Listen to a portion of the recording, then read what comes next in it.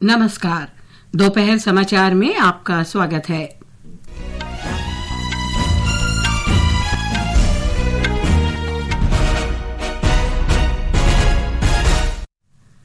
प्रधानमंत्री नरेंद्र मोदी ने तमिलनाडु में ऐतिहासिक नए पाम्बन रेल पुल का उद्घाटन किया।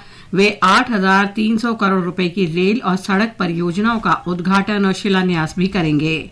प्रधानमंत्री ने कहा, भारत को श्रीलंका की विकास यात्रा का समर्थन करने पर गर्व है और उनकी यात्रा से द्विपक्षीय संबंधों को गति मिलेगी।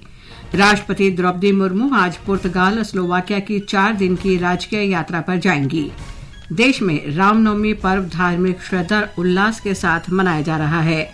अमेरिका, यूरोप के कई शहरों में हजारों लोगों ने राष्ट्रपति डोनाल्ड ट्रंप की आर्थिक नीतियों और सरकारी नौकरियों में कटौती करने के खिलाफ प्रदर्शन किया। और आईपीएल T20 क्रिकेट में सनराइजर्स हैदराबाद का सामना आज शाम गुजरात टाइटंस से होगा।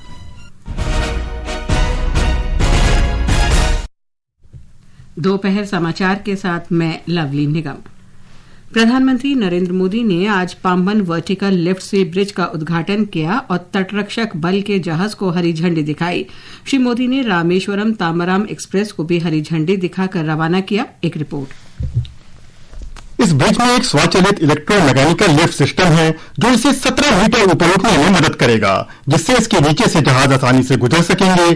पाम्बन रेल पुल 550 करोड़ रुपए की लागत से बनकर तैयार हुआ है। भविष्य की मांगों को पूरा करने के लिए ब्रिज पर दोहरी रेल पटरियों का निर्माण किया गया है। प्रधानमंत्री रामेश्वरम मंदिर में पूजा अर्चना भी करेंगे। श्री मोदी रामेश्वरम को जोड़ने वाली 8,300 करोड़ रुपए की रेल और सड़क परियोजनाओं का उद्घाटन और शिलान्यास भी करेंगे। प्रधानमंत्री एक सार्वजनिक सभा को भी संबोधित करेंगे।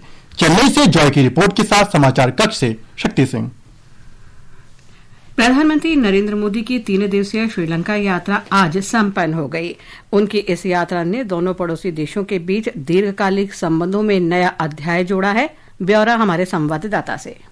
प्रधानमंत्री नरेंद्र मोदी ने आज श्रीलंका की अपनी 3 दिवसीय राजकीय यात्रा का समापन पवित्र जय श्री महाबोधि मंदिर में प्रार्थना के साथ किया। इसके बाद उन्होंने राष्ट्रपति अनुराकुमार दिसानायका के साथ भारत समर्थित माहो ओमनथाई रेलवे लाइन का संयुक्त रूप से उद्घाटन किया। यह यात्रा रक्षा, ऊर्जा, संपर्क और डिजिटल अवसंरचना सहित विभिन्न क्षेत्रों में भारत श्रीलंका संबंधों को और गहराई देने वाली साबित हुई है। इससे पहले कल प्रधानमंत्री मोदी और राष्ट्रपति दिसानायका के बीच व्यापक वार्ता हुई। यह यात्रा दोनों देशों की जनता के बीच हजारों वर्षों से चले आ रहे सांस्कृतिक संबंधों को भी सुदृढ़ करने वाली रही, जिसे प्रधानमंत्री की तमिल नेताओं से मुलाकात और पवित्र नगर अनुराधापुरा की यात्रा ने विशेष रूप से रेखांकित किया है। मित्रता और सम्मान के प्रतीक के रूप में प्रधानमंत्री मोदी को श्रीलंका मित्र विभूषण सम्मान से नवाजा गया। अहमद मोइन फारूकी, आकाशवाणी समाचार, कोलंबो।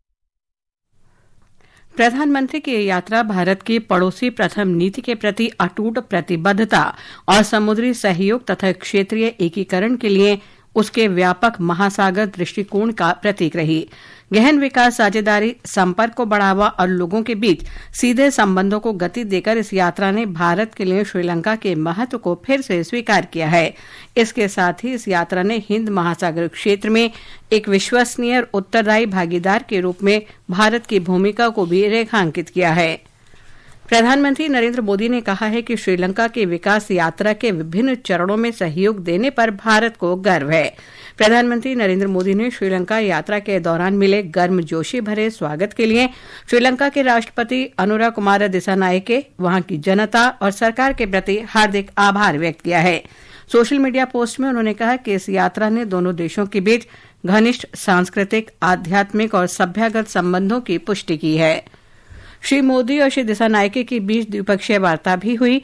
इस अवसर पर दोनों नेताओं ने भारतीय मछुआरों की रिहाई के मुद्दे पर चर्चा की। विदेश सचिव विक्रम मिस्री ने बताया कि इसके बाद श्रीलंका सरकार ने 11 भारतीय मछुआरों को रिहा कर दिया। Both sides are in touch with each other on the possibility of convening the next round of Fishermen's Association's talks between Sri Lanka and India. The idea is to continue this engagement and arrive at mutually acceptable ways. ये समाचार हमारी website www.newsonair.gov.in और हमारे news on AIR app पर भी उपलब्ध हैं।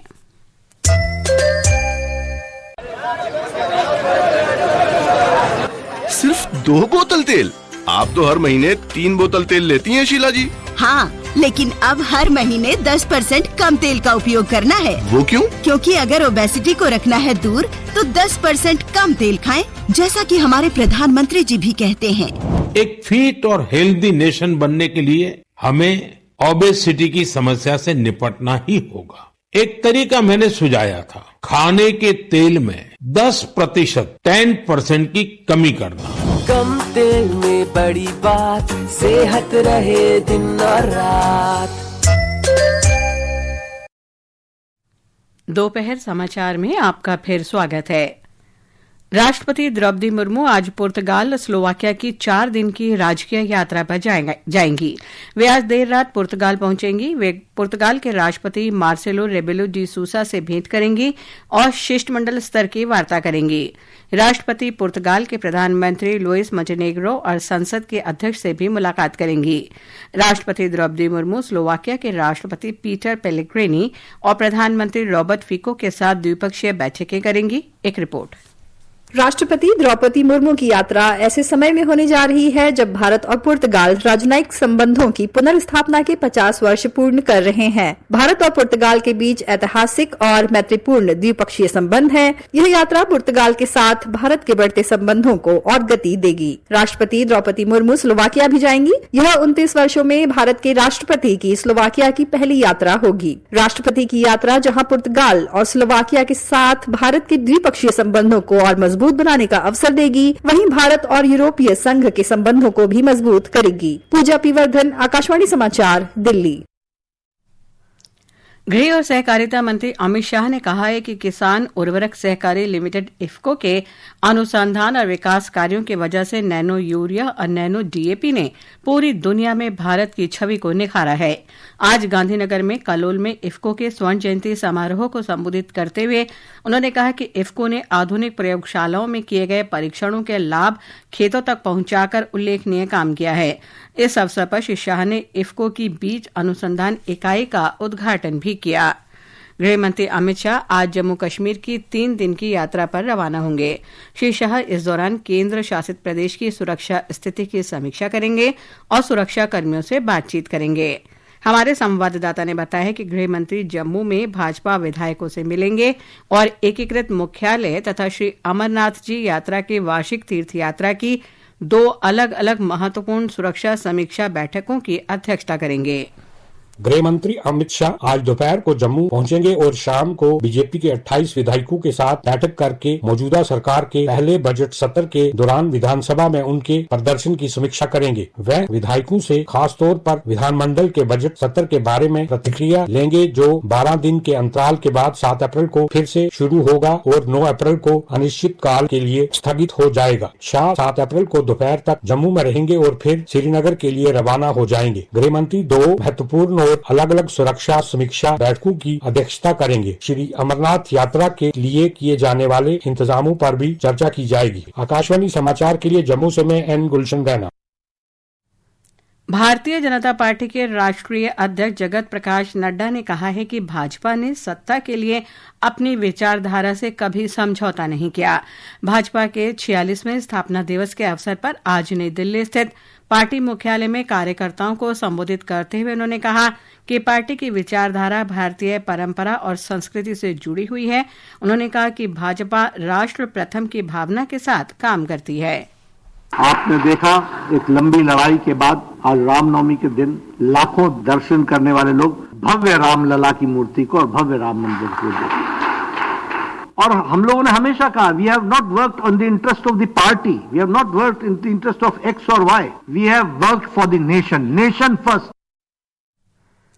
इस अवसर पर श्री नड्डा ने जनसंघ और भाजपा के संस्थापकों श्यामा प्रसाद मुखर्जी, पंडित दीनदयाल उपाध्याय, अटल बिहारी वाजपेयी, लालकृष्ण आडवाणी और जगन्नाथ राव जोशी का भी स्मरण किया। देश में रामनवमी पर्व धार्मिक श्रद्धा और उल्लास के साथ मनाया जा रहा है। हमारे संवाददाता की रिपोर्ट। राम राम जय राजा राम। नौमी तिथि मधुमास पुनीता, शुक्ल पक्ष अभिजीत हरिप्रीता, मध्य दिवस अति शीत न घामा, पावन काल लोक विश्रामा। आज देश भर में रामनवमी धार्मिक उत्साह और उमंग के साथ मनाई जा रही है। ये त्योहार भगवान विष्णु की 7वें अवतार भगवान राम के अवतरण का प्रतीक है। रामनवमी चैत्र माह की 9वीं तिथि को मनाई जाती है। रामनवमी से पूर्व 9 दिन का उपवास रखा जाता है। राष्ट्रपति द्रौपदी मुर्मू ने रामनवमी के अवसर पर देशवासियों को बधाई दी है। राष्ट्रपति ने अपने संदेश में कहा कि रामनवमी हमें धर्म, न्याय और कर्तव्य की भावना का संदेश देती है। प्रधानमंत्री ने देशवासियों को रामनवमी की बधाई दी है। सोशल मीडिया पोस्ट में उन्होंने कामना की कि प्रभु श्री राम का आशीष हम सब पर बना रहे। वहीं अयोध्या में भी लोग इस पर्व को उत्साह के साथ मना रहे हैं। ब्यौरा हमारे संवाददाता से। भये प्रकट कृपाला दीन दयाला कौशल्या हितकारी हर्षित मतहारी मुनि मनहारी अद्भुत रूप विचारी। अयोध्या में रामलला के जन्म का उत्सव है। जय श्री राम के उद्घोष से रामनगरी गुंजायमान है। रामनवमी के मौके पर श्री राम जन्मभूमि मंदिर में रामलला का विशेष श्रृंगार कर 56 भोग अर्पित किया गया। दोपहर ठीक 12 बजे रामलला के ललाट पर सूर्य की किरणों ने तिलक किया। इस ऐतिहासिक क्षण को लाइव प्रसारित किया गया। बड़ी संख्या में अयोध्या पहुंचे भक्तों पर पहली बार ड्रोन से सरयू नदी के जल की फुहार डाली जा रही है। रामनवमी पर इस बार अयोध्या में 2.5 लाख से अधिक दीप जलाए जाएंगे। भक्तों की भारी भीड़ को देखते हुए प्रशासन ने पूरे जनपद में सुरक्षा के कड़े इंतजाम किए हैं। ओम अवस्थी, आकाशवाणी समाचार, लखनऊ। ये समाचार आकाशवाणी से प्रसारित किए जा रहे हैं। ताज़ा समाचार जानने के लिए आप हमारे social media handle @AIR news Hindi को फॉलो कर सकते हैं। अमेरिका में लाखों लोग राष्ट्रपति डोनाल्ड ट्रंप की आर्थिक नीतियों और सरकारी नौकरियों को कम करने की योजना के खिलाफ प्रदर्शन कर रहे हैं। अमेरिका के सभी 50 राज्यों और दुनिया के कई देशों में विरोध प्रदर्शन हो रहे हैं। राजधानी वॉशिंगटन में सबसे बड़ा विरोध प्रदर्शन हुआ, जहां लाखों प्रदर्शनकारियों ने भाग लिया। यूरोप के कई शहरों में भी सैकड़ों लोगों ने विरोध प्रदर्शन किया। इस बीच अमेरिका में राष्ट्रपति कार्यालय ने कहा है कि पात्र लोगों के लिए सामाजिक सुरक्षा चिकित्सा सेवा को जारी रखा जाएगा। संयुक्त राज्य अमेरिका के सीमा शुल्क कार्यालयों ने कई देशों से सभी आयातों पर राष्ट्रपति डोनाल्ड ट्रंप के एक तरफा 10% टैरिफ को वसूलना शुरू कर दिया है। अमेरिकी आयातकों द्वारा भुगतान किए जाने वाला यह टैरिफ शनिवार आधी रात से अमेरिकी बंदरगाहों, हवाई अड्डों और सीमा शुल्क गोदामों पर लागू हो गया। इस टैरिफ से सबसे पहले प्रभावित होने वाले देशों में ऑस्ट्रेलिया, ब्रिटेन, कोलंबिया, अर्जेंटीना, मिस्र और सऊदी अरब हैं। इजरायल ने संसदीय प्रतिनिधिमंडल के सदस्य के रूप में आई ब्रिटेन की 2 महिला सांसदों अब्तिसाम मोहम्मद और युआन यांग को हिरासत में ले लिया और उन्हें देश में प्रवेश करने से रोक दिया है। ब्रिटेन के विदेश मंत्री डेविड लेमिन ने इजरायल की इस कार्रवाई को अस्वीकार्य और अत्यंत चिंताजनक बताया है। दूसरी ओर इजरायल के आव्रजन मंत्रालय ने कहा है कि ब्रिटेन की इन दोनों सांसदों को देश में प्रवेश के लिए इसलिए रोका गया क्योंकि इनका इरादा इजरायलियों के खिलाफ नफरत फैलाने का था। सांख्यिकी और कार्यक्रम कार्यान्वयन मंत्रालय ने अपने वार्षिक प्रकाशन भारत में महिला और पुरुष 2024 चयनित संकेतक और डेटा को जारी किया है। इसमें जनसंख्या, शिक्षा, स्वास्थ्य, आर्थिक भागीदारी और निर्णय लेने जैसे प्रमुख क्षेत्रों में चयनित संकेतक और आंकड़ों का विवरण दिया गया है।